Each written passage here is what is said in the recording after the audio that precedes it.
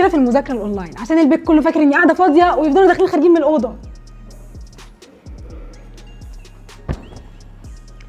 زي ما انتوا شايفين دي حاجات بقى عملتها علشان اعرف اخد الدرس في سلام. اول حاجه الدرس الاونلاين مش معناه انك فاضي، فتقول لهم في البيت ان وقت الدرس محدش يدخل لك فيه، عشان مش في نص الدرس مامتك تقول لك خد كلم خالتك وقول لها ازاي تعمل حظر على الفيسبوك. وقت الدرس الاونلاين يتعامل كأن في مدرس جاي لك في البيت، والمدرس ده تقدر تختاره على اي منصات للدروس زي ابواب، ذاكر التابعه لوزاره التربيه والتعليم، مدرستنا بلس، نجوى كلاس، وطبعا يوتيوب موجود. بس ميزه المنصات ان بيبقى فيه واجب ومدرس بيتابع معاك، والواجب لازم يتسلم في مواعيده، مش بتنقله من صاحبك قبل الحصه بربع ساعه قدام الدرس، وقبل بقى ميعاد الدرس بربع ساعه هتتاكد ان الموبايل سايلنت، تابلت مشحون، ومعاك نوت بوك بتكتب فيها كل حاجه، وتقول لهم في البيت انك داخل حصه دلوقتي علشان النت بقى ما يضيعش على مامتك وهي بتتفرج على فيديوهات القروبه على اليوتيوب، واختك اللي مقضيها مسلسلات تركي. وبعد ما تخلص حصتك لو في جزء مش فاهمه تقدر تعيده تاني او تسال صاحبك اللي معاك في نفس الجروب، وكده تبقى عرفتوا ازاي تذاكروا اونلاين.